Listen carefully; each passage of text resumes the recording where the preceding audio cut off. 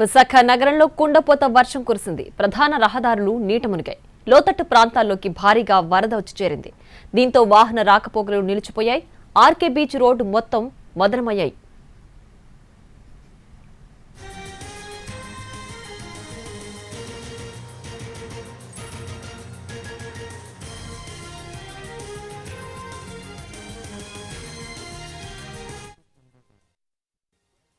కోస్తా జిల్లాల్లో కుండపోత వర్షాలు కురుస్తున్నాయి.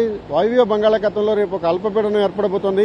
అల్పపీడనం ఏర్పడిన తర్వాత వర్షాల ఉధృతి మరింత పెరగబోతోంది. ఈ రోజు ఉదయం నుంచి విశాఖలో ఎడతెరిపి లేకుండా వర్షం కురిసింది. ప్రస్తుతం అనేక కాలనీలు కావచ్చు, రహదారులన్నీ కూడా పూర్తి స్థాయిలో జలమయమయ్యాయి. ఆర్కే బీచ్ అయితే వరద నీటితో ఎర్రగా మారిపోయింది. ఆర్కే బీచ్ మీదకు వరద నీరు చేరడంతో వాహనాల రాకపోకలకు తీవ్రమైన ఇబ్బంది ఎదురైంది. విశాఖ నగరంలో అనేక కాలనీల్లో వరద ప్రవాహం వస్తుంది. చాలా చోట్ల కాలనీలు జలమయమైన పరిస్థితి. ఇసుకతోట, కేఆర్ఎం కాలనీ వంటి లోతట్టు ప్రాంతాలు అయితే పూర్తిగా నీట మునిగిపోయాయి. ప్రధాన రహదారులపైన భారీగా నీరు చేరడంతో నగరవాసులు తీవ్రమైన ఇబ్బందులను ఎదుర్కొంటున్న వాతావరణం కనిపిస్తోంది. మరోవైపు తేమగాలులు బలంగా వీస్తున్న కారణంగా సముద్రంపై నుంచి తేమ అంతా కూడా భూమి మీదకి వస్తుంది. భూ ఉపరితలంపై ఎక్కడికక్కడ వర్షాలు జోరుగా కురుస్తున్నాయి. వచ్చే 5 రోజుల పాటు ఇదే వాతావరణం ఉంటుందని భారత వాతావరణ శాఖ వెల్లడించింది.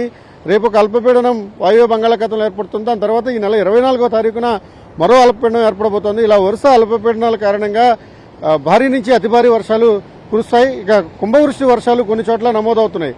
విశాఖలో అయితే చాలా రోజుల తర్వాత భారీ వర్షం కురిసింది. ప్రస్తుతం ఆర్కే బీచ్ ప్రాంగణం అంతా కూడా పరిసర ప్రాంతాలతో కూడా సముద్రం రంగును మారిపోయి ఎర్రగా కనిపిస్తోంది.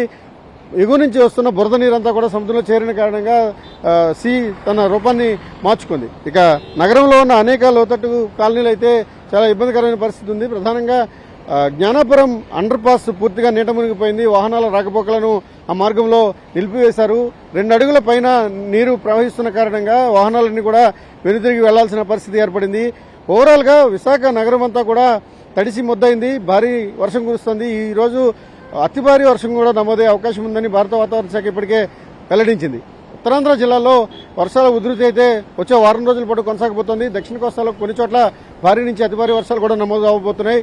తీరం వెంబడి బలమైన ఈదురుగాలులు వీస్తున్న కారణంగా మత్స్యకారుల వేటను కూడా పూర్తి స్థాయిలో నిషేధించారు. 3వ నెంబర్ ప్రమాద హెచ్చరికలు ఉత్తరాంధ్ర పోర్టులో కొనసాగుతున్నాయి. కెమెరామెన్ రవితో రవిచంద్రన్ టీవీ, విశాఖపట్నం.